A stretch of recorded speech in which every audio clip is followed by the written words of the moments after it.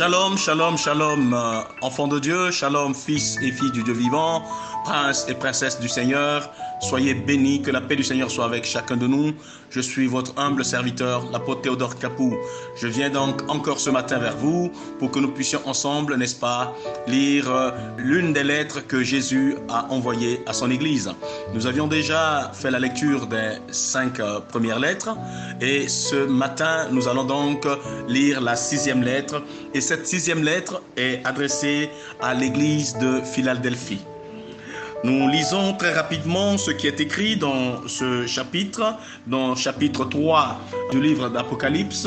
Donc Apocalypse chapitre 3, nous lirons à partir du verset 7 jusqu'au verset 13. Donc 7 à 13. Alors voilà ce qui est écrit dans ce passage. Écrit à l'ange de l'église de Philadelphie. Voici ce que dit le Saint, le véritable, celui qui a la clé de David, celui qui ouvre et personne ne fermera, celui qui ferme et personne n'ouvrira. Je connais tes œuvres. Voici parce que tu as peu de puissance et que tu as gardé ma parole et que tu n'as pas renié mon nom. J'ai mis devant toi une porte ouverte que personne ne peut fermer. Voici, je te donne de ceux de la synagogue de Satan, qui se disent juifs et ne le sont pas, mais qui mentent. Voici, je les ferai venir se prosterner à tes pieds et connaître que je t'ai aimé, parce que tu as gardé la parole de la persévérance en moi. Je te garderai aussi à l'heure de la tentation qui va venir sur le monde entier pour éprouver les habitants de la terre. Je viens bientôt, retiens ce que tu as, afin que personne ne prenne ta couronne.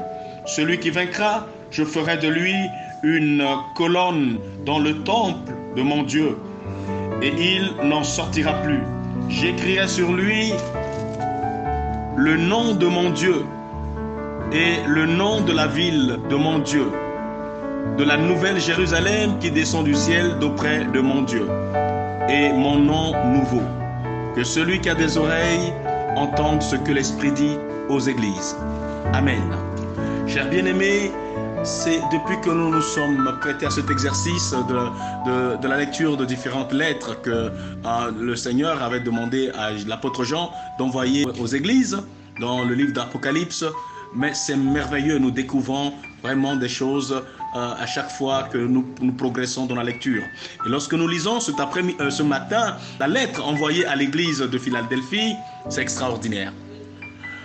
Philadelphie, c'est le prototype de l'église, je dirais, d'une église parfaite, d'une église fidèle, d'une église loyale, d'une église qui est restée attachée à la saine doctrine, d'une église qui est restée attachée à l'amour de Dieu. Parce que lorsque nous lisons dans ce chapitre pour la première fois, parce que les autres lettres, soit le Seigneur commence à apprécier certaines choses, et après il dit « mais ce que j'ai contre toi ».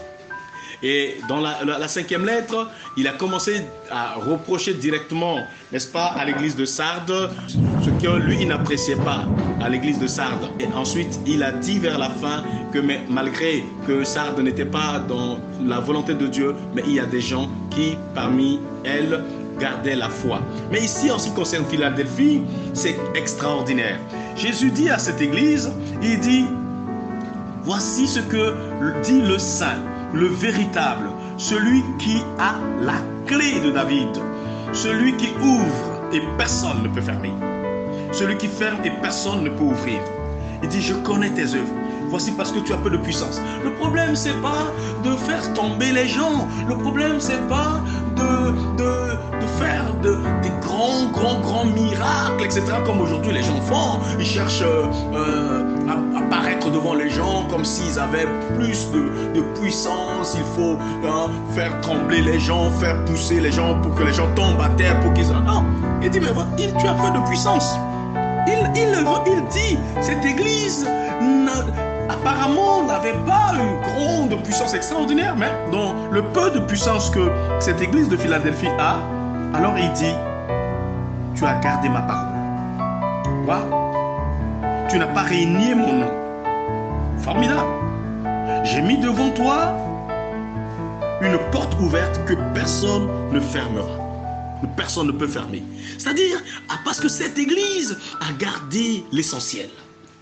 Cette église a gardé la substance, la foi, la faveur, la grâce de Dieu. Et cette église de Philadelphie a gardé la parole, la pureté de la parole de Dieu. Cette église, malgré les difficultés, les épreuves, etc., n'a pas renié le nom du Seigneur.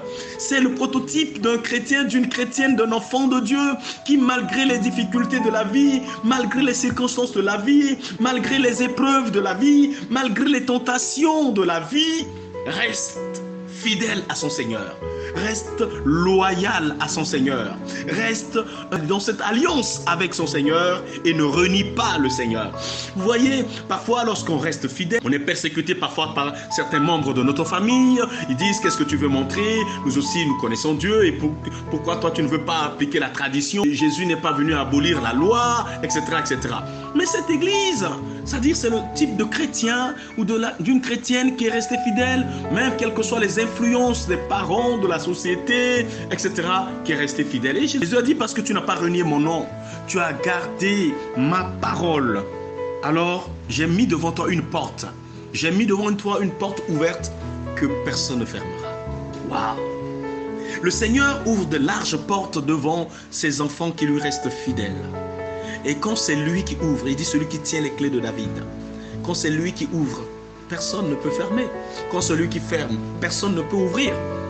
Si ta vie est entre les mains du Seigneur, si ta foi est ancrée dans le Seigneur, si tu sais que tu es du côté du Seigneur et que le Seigneur est de ton côté, si Dieu est pour nous, qui sera contre nous?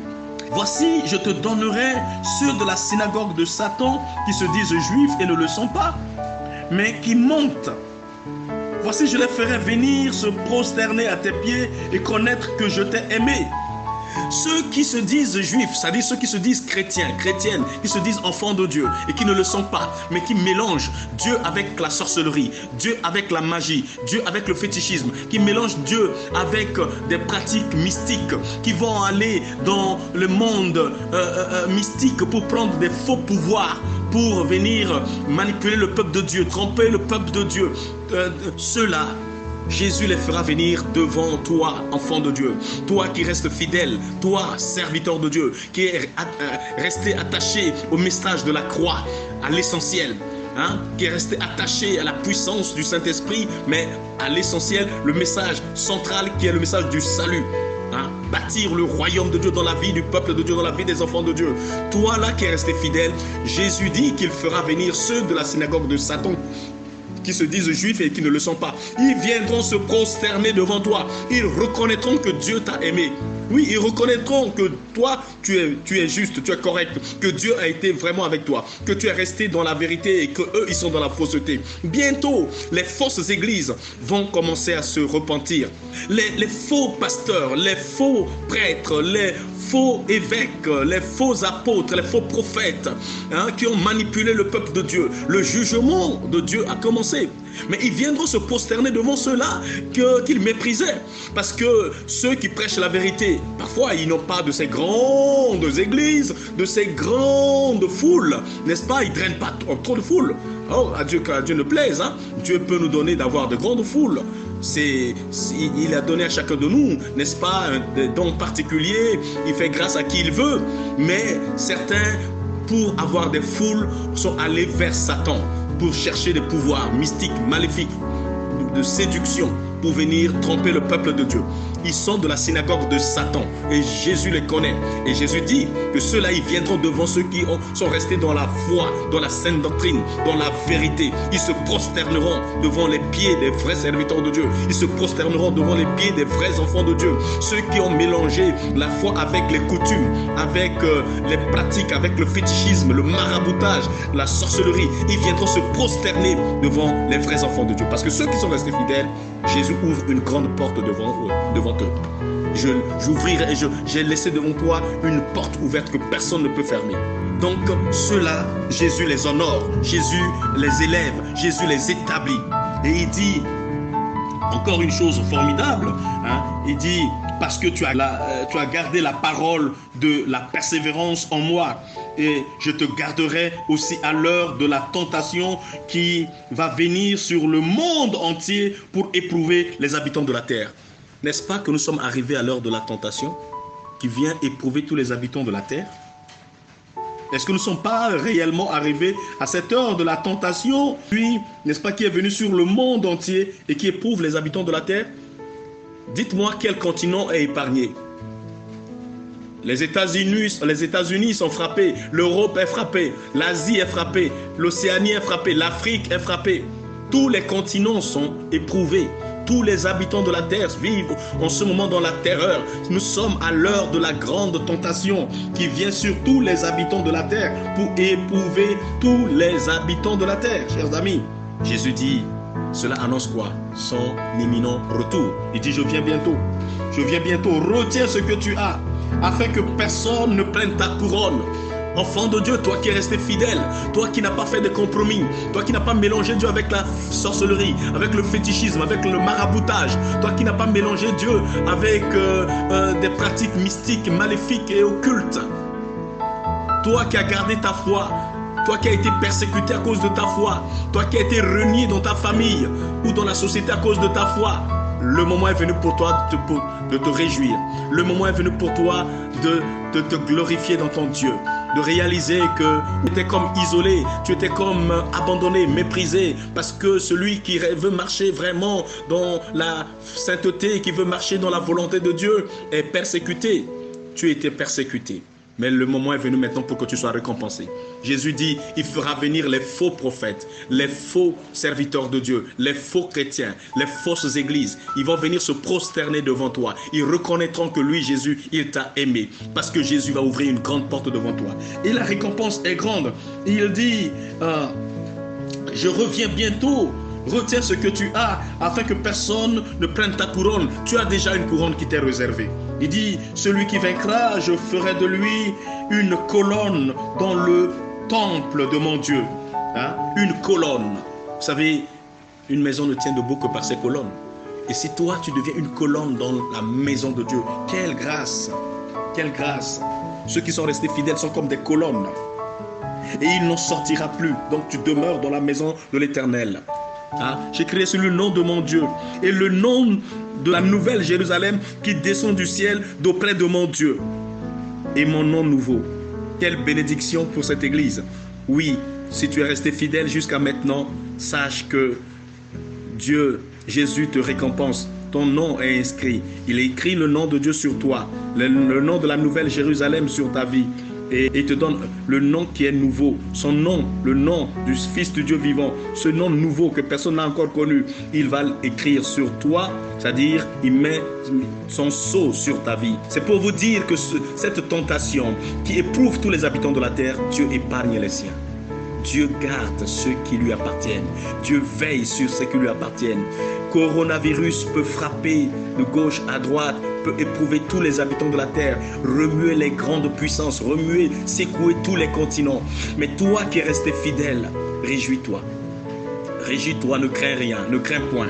Parce que l'heure est venue maintenant pour qu'on marque la différence entre ceux qui servent Dieu et ceux qui ne le servent pas. Ceux qui sont dans la vérité et ceux qui ne le sont pas. Ceux qui ont gardé la foi et ceux qui n'ont pas voulu garder la foi. Voilà, c'est ce moment-là qui est arrivé maintenant. Et il dit que celui qui a des oreilles entende ce que l'Esprit dit aux églises. Enfant de Dieu, je t'exhorte à rechercher le modèle de l'église de Philadelphie. Une église approuvée par le Seigneur. Une église encouragée par le Seigneur. Une église appréciée par le Seigneur. Laisse que ton Dieu puisse t'apprécier. Laisse que ton Dieu puisse t'encourager. Laisse que ton Dieu puisse parler de toi publiquement.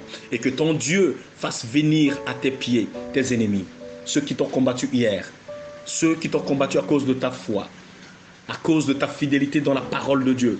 Ils ont dit, tu veux montrer que tu es un saint, tu veux montrer que tu es un ange, tu veux montrer que toi, tu es devenu même toi-même Dieu. Parce que tu dis que tu ne fais pas ce que les autres font. Tu ne veux pas aller au bar, boire dans les boîtes, etc. Tu ne veux pas faire les mêmes choses que eux, ils le font. Parce que tu crois être trop saint. Oui, hier, ils t'ont critiqué, ils t'ont jugé, mais le moment est venu où Dieu les fera venir à tes pieds pour tenir tes pieds et se repentir. Sois fort, sois courageux, retiens ce que tu as, dit le Seigneur. Garde ta foi, garde la parole de Dieu et sache que le Seigneur te protège à cette grande heure de la tentation qui vient sur tous les habitants de la terre. Rien ne t'arrivera, rien n'arrivera à ta maison. Que le Seigneur te bénisse et garde ta foi. Nous allons prier. Seigneur, je te rends grâce pour cette église de Philadelphie. Donne-nous, Seigneur, d'être comme l'église de Philadelphie. Tu as dit que cette église a peu de puissance. Mais Seigneur, elle n'a pas renié ton nom. Elle n'a pas renié ta parole. Elle n'a pas renié ta foi. Et tu as dit, tu as mis devant elle une porte ouverte que personne ne peut fermer. Tu protèges les siens, Seigneur. Tu gardes tes enfants. Et je te rends grâce, notre Dieu. Merci de nous donner de rester fidèles. De nous donner de garder, Seigneur, notre foi. Et de ne pas faire de compromis, Seigneur, avec ce monde, ni avec ceux, Seigneur, de ce monde. Mais nous sommes dans le monde, mais pas de ce monde. Nous voulons rester fidèles à toi, Seigneur. Bénis ta parole, bénis tes enfants qui marchent dans la fidélité à ta parole, qui gardent leur foi, Seigneur, et qui ne se laissent pas ébranler par les événements de ces temps de la fin. Que ton nom soit béni, que ton nom soit célébré à jamais. Je bénis ton peuple dans le nom de Jésus-Christ. Amen.